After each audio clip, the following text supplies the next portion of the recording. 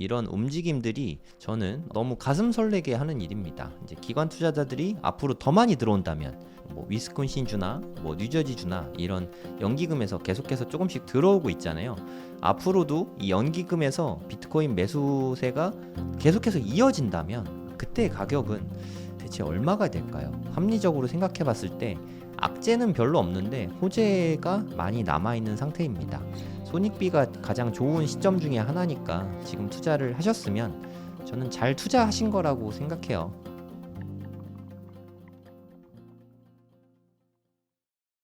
그리고 7월 말부터 최근에 비트코인 현물 ETF죠. 미국 쪽의 현금 흐름을 보시면 알겠지만 물론 마이너스가 나왔던 날들도 적지는 않거든요. 특히 이날 다들 기억하시죠? 8월 5일 검은 월요일이라고 불렸던 8월 5일 이때도 좀 매도세가 컸습니다. 검은 금요일, 검은 월요일이었잖아요. 얘네 둘이 좀 많이 아팠죠. 네. 그리고 고무적인 건 화요일도 매도량이 꽤 컸는데 이때는 좀 반등을 많이 했어요. 그 이후로는 계속해서 플러스가 좀 크게 나타나고 있는 모습입니다. 물론 지난주 금요일 날은 좀 큰 양은 아니지만 많은 양은 아니지만 마이너스가 나오긴 했어요. 하지만 지금 현재는 ETF 분위기는 나쁘지 않습니다. 전반적으로 좋죠. 블랙락이 아직 안 나왔는데 오늘자입니다. 오늘자도 블랙락이 마이너스 나오진 않을 테니까 플러스가 얼만큼 나올지 몰라도 오늘도 소폭 플러스로 마감되지 않을까 뭐 그렇게 생각을 합니다. 이따가 혹시 결과가 나오면 편집할 때는 업데이트해서 올리도록 하겠습니다. 여기는 1억 달러까지는 좀 힘들 것 같고요. 제 생각에 한 5천만 달러 정도가 들어온다고 치면 한 5,400만 달러로 좀 소액 플러스로 마감하지 않을까 뭐 그렇게 생각이 돼요. 이따가 뭐 한 1시간 안에 나올 테니까 나오면 확인해 보시면 될 것 같습니다. 이더리움도 마찬가지인데요. 어저께는 처음으로 그레이스케일에서 이더 2죠. 이더 2 물량이 처음으로 순유출이 없었습니다. 그리고 뭐 지금은 좀 소강 상태예요. 크게 빠지지도 않고 크게 들어오지도 않고. 그래서 아직은 이더리움의 시간은 오지 않았다. 이렇게 보면 될 것 같아요. 저는 이더리움의 시간도 분명히 올 거라고 생각은 하거든요.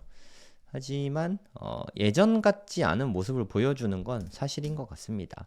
그래서 개인적으로는 이더리움보다는 비트코인이 좋은 투자 자산이라고 생각하고 있어요. 그래서 주요 상장사들이 비트코인을 얼마나 갖고 있냐, 이 부분을 보시면 좋을 것 같습니다. 녹색이 ETF거든요. 와, 우리의 블랙락 대단하죠. 지금 이제 34만 7천 개입니다. 엄청난 물량이라고 할 수 있고요.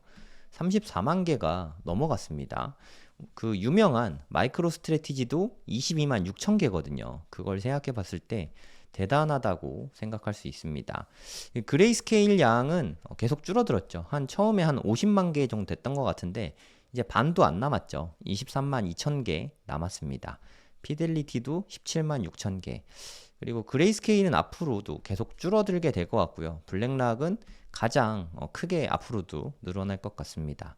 피델리티도 꾸준히 계속해서 늘어날 것 같고요. 요즘에 테더가 돈을 너무 잘 벌고 있죠. 미 국채를 투자하거든요. 얘네의 비즈니스 모델이 너무 좋아요. 테더는 남의 돈으로 이자놀이 한다 이렇게 보시면 되거든요. 무슨 뜻이냐면 얘네가 돈이 만약에 1억 달러 있잖아요. 그럼 이 1억 달러로 미 국채를 삽니다. 그러면 여기에 수익이 1년에 한 4% 정도 되잖아요. 이거는 고스란히 자기네 거예요. 그리고 1억 달러를 담보로 맡기는 대신에 USDT를 1억 개 발행할 수 있어요. 이걸 1억 개 발행을 해서 파는 거죠. 그러면 그렇게 해서 돈 들어온 걸로 또 미국채를 사고, 그럼 그것도 팔면은 또 돈 들어오니까 그걸로 미국채를 사고, 이걸 계속 하고 있어요. 그러면 계속해서 수익이 생기잖아요. 이렇게 생긴 수익으로 비트코인을 계속해서 매집을 하고 있습니다. 비즈니스 모델 자체가 어마어마한 것 같아요. 이걸 보니까 돈 있는 기업들이 너무 부럽잖아요. 그래서 따라하는 기업들이 계속 생기고 있습니다. 대표적인 게 페이팔이죠. 그 때문에 페이팔 주가가 상당히 많이 올랐습니다. 페이팔 주식 투자하라는 얘기는 아니고 그런 비즈니스 모델이 있다 이렇게 보시면 될 것 같고요. 테더는 그렇게 해서 지금 7만 5천 개라는 비트코인을 남의 돈으로 비트코인을 모은 거죠. 어떻게 보면 대단한 비즈니스 모델이 아닌가 그런 생각이 듭니다. 기타 뭐 조그만한 펀드들이죠. 아크, 뭐 아크는 작다고 말하긴 그렇지만 아크나 비트와이즈, 그리고 그냥 BTC가 있죠. 티커가 예술인데 주식시장에서 우리나라는 안 되지만 미국 시장에서 주식시장에서 비트코인의 BTC 이렇게 치면은 그레이스케일의 미니 트러스트를 매수하는 겁니다. 그레이스케일이 좋은 티커는 다 가져갔어요. 참고로 이더리움 미니 트러스트는 그냥 이더입니다. ETH. 정말 대단하죠. 그리고 뭐 다들 아시는 일론 머스크의 테슬라가 한 10,000개 정도 갖고 있고요. 코인베이스가 한 10,000개 정도 갖고 있고요.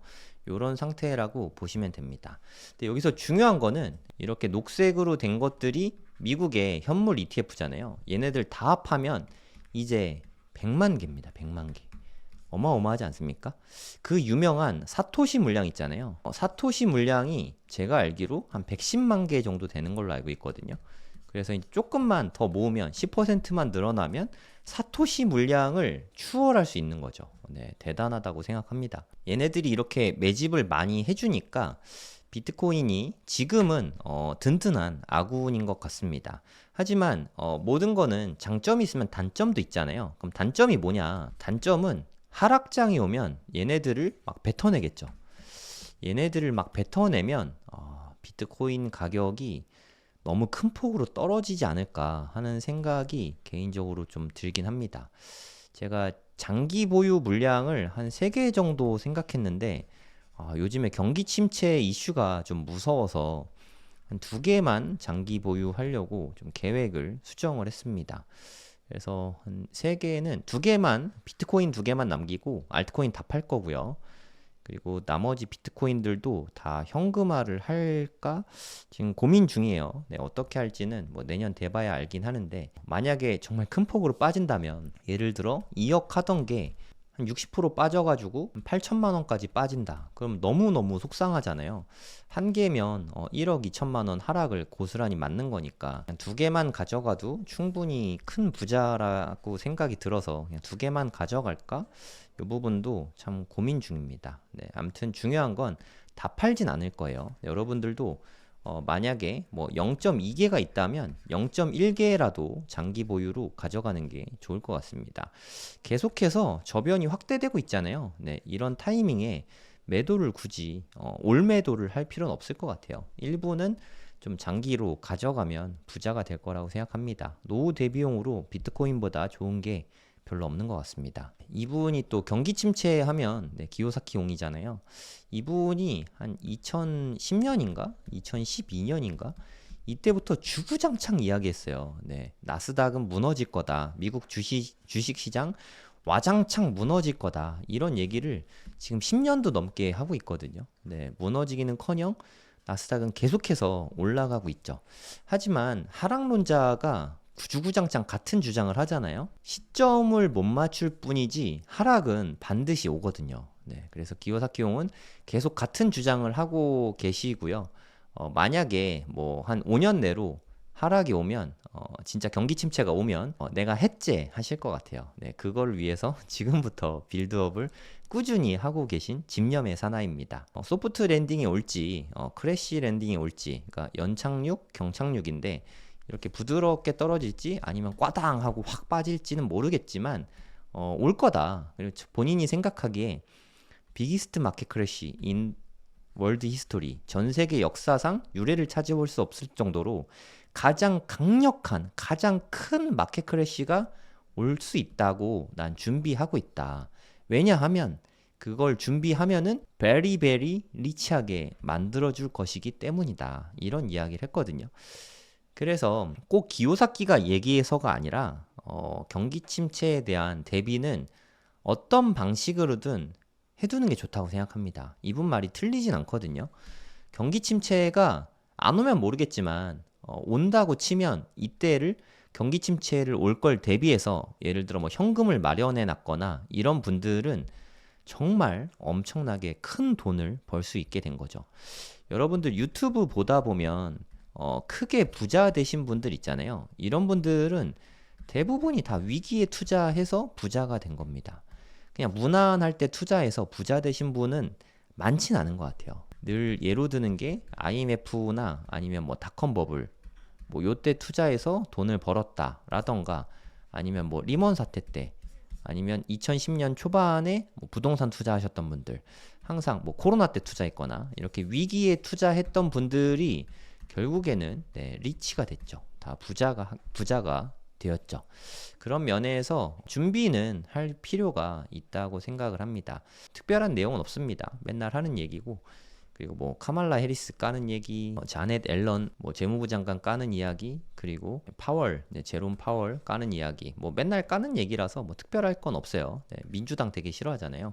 그리고 이분은 트럼프랑 같이 책도 냈죠. 트럼프 되게 친화적인 분이라서 민주당 쪽을 엄청 까고 있습니다. 하여튼 중요한 거는 경기 침체는 분명히 올 거예요. 우리가 언제 올지 모를 뿐이고, 그에 대한 대비는 어떤 식으로든 좀 해두는 거는 좋다고 생각합니다. 네, 제가 아까 악한 물량 좀 보여드렸죠. 33,140개가 이체가 됐습니다. 어디에 됐냐면 커스터디 업체래요. 커스터디는 암호화폐를 보관해주는 역할을 하는 거거든요. 이 비트고 쪽으로, 그러니까 마운트곡스 쪽에서 비트고 쪽으로 33,000개가 이동을 했거든요. 그리고 비트고에 있던 게 또 다른 지갑으로 33,000개가 또 이동을 했어요. 그래서 테스트 이체를 해본 게 아니냐, 이런 이야기들이 좀 많아서 이 33,000개가 채권자들에게 조만간 이체가 될 것 같다. 네, 이런 의견이 있습니다. 마운트곡스는 최근 추세가 거래소나 뭐 이렇게 이체를 하면은 채권자들에게 좀 즉시 상환을 해주는 추세거든요. 그래서 이 물량도 얼마 안 남은 것 같아요. 네. 그러니까 지난번에 비트스탬프나 크라켄이나 뭐 이런 데도 한 두세 달, 최대 두세 달 걸린다 이렇게 말했었는데 한 달도 안 돼서 네, 전부 다 상환해버렸죠. 좀 빨리빨리 상환하고 있는 그런 모습입니다. 속도가 되게 빨라요. 비트고에 커스터디 서비스 업체에 맡겨놨는데 이것도 머지않아 채권자들에게 다 상환이 그냥 빨리 이루어지지 않을까, 뭐 그런 생각이 듭니다. 물론 뭐 이게 비트코인 시장을 무너뜨리거나 하진 않습니다. 뭐 마운트곡스 요즘에 무서워하는 사람 많이 없잖아요. 하지만 뭐 어찌됐든 매도 압력이 나오긴 할 테니까 단기적으로 살짝은 흔들어 줄 수는 있을 것 같습니다. 그래서 아직은 축적 단계라고 생각해요. 발사를 언제 할지 모르겠지만 지금 당장 뭐 급하게 생각할 필요는 없는 것 같습니다.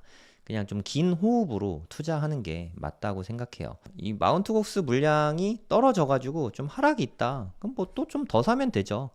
그리고 또 무슨 일이 떠진다, 또 하락하면 좀 더 사면 되죠. 네, 그래서 계속해서 비트코인을 모아나가면 되지 않을까, 뭐 그런 생각을 합니다. 우리가 어차피 저축하는 느낌으로 모으면 괜찮다고 생각하거든요. 우리가 뭐 현금, 원화나 달러화 뭐 이렇게 모으는데, 제 생각에 원화나 달러화로 모으는 것보다는 비트코인으로 모으는 게 여러모로 좀 이득이 있지 않나. 왜냐하면 곧 있으면 유동성을 막 풀어댈 테니까 그 전에 그러니까 적어도 앞으로 1년 후를 보면 지금보다 통화량이 월등히 많이 풀려 있을 건 뭐 누구나 예상할 수 있잖아요. 누구나 예상을 할 수 있는데도 불구하고 지금 비트코인을 안 산다면 그때 살 걸 하는 생각을 할 것 같아요. 설사 나중에 비트코인 떨어진다고 해도 이렇게 현금이 풀릴 걸 알았잖아요. 현금이 풀릴 거라고 생각해서 난 비트코인을 산 거야. 떨어졌지만 그건 내가 어쩔 수 없지 뭐, 이렇게 생각하는 게 맞지 않나요? 항상 우리가 옳은 선택을 결과를 보고 할 수는 없잖아요. 합리적으로 생각하고 투자하는 게 맞다고 생각합니다. 지금은 비트코인 투자하기에 뭐 좋은 시점이라고 생각하고 있습니다. 네, 금리 인하에 대한 퍼즐들이 이제 뭐 다 맞아 떨어져 가고 있어요. 네, 그러니까 인플레이션 지표들이죠. 예상치는 0.2%를 상승할 걸로 봤는데 0.1%만 올랐습니다. 인플레이션이 많이 잡혀가고 있는 거죠. 만약에 0.1%씩 1년 동안 계속된다고 치면 1년 다 해봤자 한 1%밖에 안 되잖아요. 그래서 지금은 인플레이션은 많이 잡혀가고 있는 것 같고요. 좀 뭐 이렇게 떨어진다고 말하긴 좀 그렇고 한 2%까지 갈 수 있는 그런 방향성은 마련이 된 것 같고요. 고용은 좀 많이 안 좋죠. 실업률이 계속 좀 올라가고 있는 시점이니까 이럴 때 하기에 가장 좋은 게 인플레이션은 꺾였고 고용은 나빠지고 있으니까 이때 뭐 돈 풀기 하기 최적의 타이밍이잖아요. 네, 돈 풀기는 9월 18일 날 무난하게 될 것 같습니다.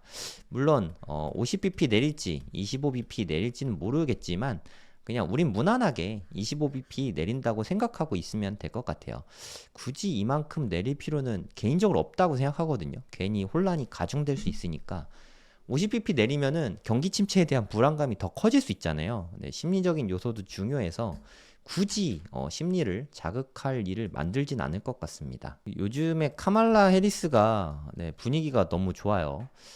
트럼프가 당선될 가능성은 폴리마켓입니다. 네, 그전에도 45%였고 이번에도 45%였는데 불과 3, 4일 만에 카말라 해리스의 당선 가능성은 계속해서 오르고 있어요. 물론 이걸로 뭘 알 수 있겠냐마는 주요 지표 중에 하나니까 여긴 또 폴리마켓이라서 이게 탈중앙화 예측 사이트거든요. 그래서 크립토 쪽에 친화적인 분들이 투표를 한단 말이에요. 그럼에도 불구하고 카말라 해리스가 더 높게 나온다는 거는 신뢰도가 높다고 생각이 듭니다.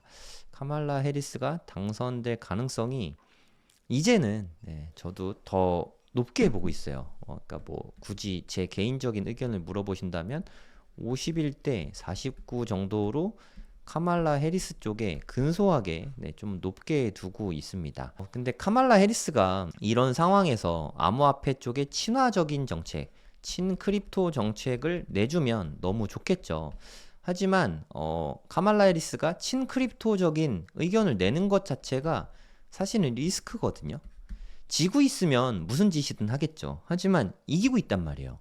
이기고 있는데 기존의 스탠스를 변경할 필요가 없잖아요. 그래서 제 생각에는 카말라 해리스는 앞으로도 좀 침묵할 것 같아요. 카말라 해리스가 크립토 쪽 관련된 발언을 아예 안 하고 있습니다. 뭐 이렇게 하겠다 저렇게 하겠다 말 자체가 없어요. 네, 그게 많은 걸 시사한다고 생각하는데 굳이 리스크를 질 이유가 없는 거죠. 그냥 가만히 있으면 이기는데 굳이 액션을 해서 긁어 부스럼 낼 필요가 없는 거죠.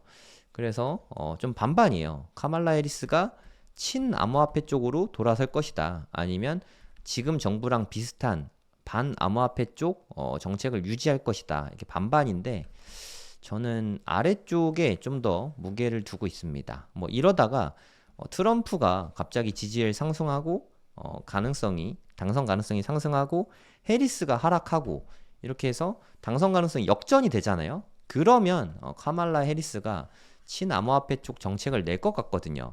근데 지금 상태에서 이기고 있는데 굳이 위험을 무릅쓸 것 같지는 않습니다. 개인적으로는 좀 아쉬워요. 네, 트럼프 형님이 애써줘서 일단 지지율을 좀 반전시켰으면 하고 바라고 있거든요.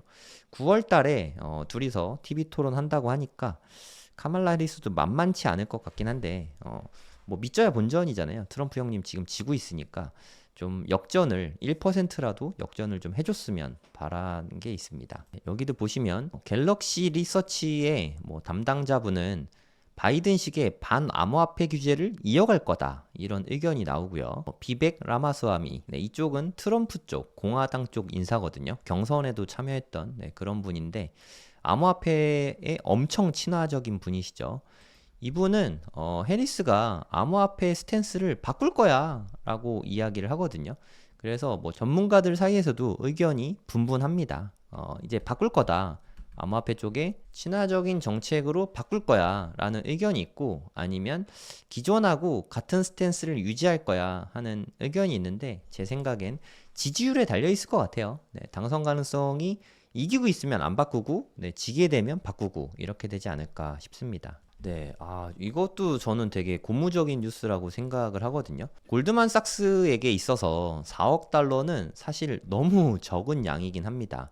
하지만 전 세계 주요 IB에서 미국의 주요 IB에서 이렇게 비트코인 ETF를 모으고 있다는 거는 네, 고무적인 일이라고 생각해요. 골드만삭스, 그 다음에 예전에 JP모건 아주 소량이긴 하지만 모으기 시작했죠. 저는 0과 1의 차이를 너무 크게 보거든요. 0일 때는 그냥 0입니다. 하지만 1이 됐다는 거는 상당한 의미가 있어요. 1이 됐다는 거는 앞으로 비중을 더 실어서 뭐 5% 아니면 뭐 10%뭐 이렇게 비중을 늘려갈 가능성이 있다는 거죠. 하나도 없는 거랑 조금이라도 갖고 있는 거는 너무 큰 차이가 있거든요. 이런 움직임들이 저는 너무 가슴 설레게 하는 일입니다. 이제 기관 투자자들이 앞으로 더 많이 들어온다면, 그리고 연기금에서 뭐 위스콘신주나 뭐 뉴저지주나 이런 연기금에서 계속해서 조금씩 들어오고 있잖아요. 앞으로도 이 연기금에서 비트코인 매수세가 계속해서 이어진다면, 네, 그때 가격은 대체 얼마가 될까요? 네, 이런 생각을 해보면 한 번씩 가슴이 설레이곤 합니다. 그 때문인지 기관 투자자들이 많이 들어오고 있어서 그런지 최근에 크립토 시장으로 이 테더나 서클사의 USDC 스테이블 코인이죠. 네, 얘네들이 매수를 하기 위해서 얘네들로 산다고 말씀드렸습니다. 달러로 사는 게 아니에요. 테더로 사거나 아니면 서클로 사거나 이런 스테이블 코인으로 사거든요. 그게 무려 지난 일주일 동안 28억 달러 규모였다고 합니다. 28억 달러 규모. 28억 달러면요, 진짜 어마어마하거든요. 비트코인 몇 개를 사는 양이냐면, 요즘에 비트코인 하나에 6만 달러 정도 하니까 6만으로 나눠볼게요. 그러면 비트코인을 4만 6천 개를 매수할 수 있는 그 정도 돈이에요. 네, 엄청난 돈이 밀려들고 있다는 것을 볼 수 있겠죠. 그러니까 기관 자금이 계속해서 들어오고 있는 게 아닌가 하는 합리적 추정을 해볼 수 있는 거죠. 네. 여러모로 봤을 때 지금 분위기는 상당히 좋은 것 같습니다. 물론 뭐 단기적으로 충격받고 빠질 수는 있지만 지금 분위기로는 제가 느끼기엔 되게 좋아 보여요. 네, 저는 뭐 미국에 안 살아서 잘 모르는데 미국에 거주하시는 분들은 로빈후드를 많이 쓴다고 합니다. 이 로빈후드에서 주식 거래도 많이 하고요. 그리고 아시겠지만 크립토 거래도 여기서 많이 하거든요. 사실 뭐 코인베이스나 이런 데서 개인들이 살려면은 되게 불편하대요. 뭐 우리나라 업비트는 너무 편하잖아요. 그냥 뭐 K뱅크에 돈 넣고 그냥 온라인으로 해서 다 매수를 할 수 있는데 우리나라처럼 이렇게 화폐로 현금으로 비트코인 사기 쉬운 나라가 없습니다. 그래서 뭐 작년에 원화가 비트코인 매수하는데 가장 많이 쓰인 통화였다. 달러를 이겼죠. 네, 그 이유가 사실 우리나라의 그 거래소가 워낙에 원화 매수가 편해서 그렇습니다. 원화 마켓이 워낙에 잘 되어 있기 때문에 그런 거지, 미국의 코인베이스나 전 안 써봐서 모르겠지만 뭐 그런 데서는 매수하기가 되게 까다롭대요. 네, 뭐 그렇다고 합니다. 그래서 로빈후드는 매수하기가 되게 쉽나 봐요. 되게 잘 돼 있대요. 그래서 어떤 분이 미국에서 매수하려면 너무 불편하다. 이래서 뭐 암호화폐는 발전 가능성이 없다라고 하니까 또 다른 분이 로빈후드 쓰시면 됩니다라고 하시더라고요. 로빈후드를 쓰면은 좀 쉽게 비트코인을 살 수 있나 봐요. 하여튼 그런 로빈후드 CEO가 앞으로 두 개의 주요 기술을 꼽았죠. AI와 암호화폐. 여러분들은 어떻게 생각하시나요? AI와 암호화폐. 미래를 선도할 기술 중에 AI 쪽과 이런 금융혁명, 이런 두 가지보다 더 세상을 크게 바꿀 게 뭐가 있을까요? 뭐 저는 뭐 하나 더 추가한다면 뭐 바이오 정도? 뭐 요 정도가 가장 미래의 혁신, 뭐 한 4차 산업에서 가장 메인이 되는 산업이라고 생각하거든요. 그러면 우리가 이렇게 된다고 쳤을 때 어디에 투자해야 되냐라고 생각해 봤을 때 저는 이쪽에서는 개인적으로는 뭐 비트코인이라고 생각하고요. AI 쪽에서는 뭐 저는 잘 모르니까 개별 기업보다는 그냥 나스닥 지수에 투자하는 게 낫지 않을까 생각이 들고요. 바이오 쪽은 저는 잘 몰라서 앞으로 투자를 안 할 것 같습니다. 아무튼 중요한 거는 암호화폐와 AI 여기에서 뭐 어느 한 군데라도 좀 발을 좀 걸쳐야 되지 않겠습니까? 내 자산 포트폴리오에서 일부분이라도 좀 투자를 해야 되지 않겠습니까? 우리의 정해진 미래니까 네, 이 부분에 대한 고민도 한번 해보시면 좋을 것 같습니다. 네, 지금 요즘에 지루한 장세가 계속되고 있는데요. 네, 투자자분들도 대체 언제 오르나 하고 좀 쳐다보고 있으면 지칠 수밖에 없는 시장이라고 생각을 하거든요. 우리가 컵라면에 물 부어놓고 뭐 게임을 한다던가 유튜브를 보면은 그게 금방 익잖아요. 하지만 아무것도 안 하고 컵라면만 쳐다보고 있으면은 그 3분의 시간이 너무너무 깁니다. 비트코인은 제가 느끼기에는 제 갈 길 너무 잘 가고 있어요. 네, 이렇게 좋은 시그널도 떠 있고 스테이블 코인도 유동성도 뭐 충분히 들어오고 있는 상태이고 앞으로 또 돈 풀기도 될 시점이고 뭘로 봐도 합리적으로 생각해 봤을 때 악재는 별로 없는데 호재가 많이 남아 있는 상태입니다.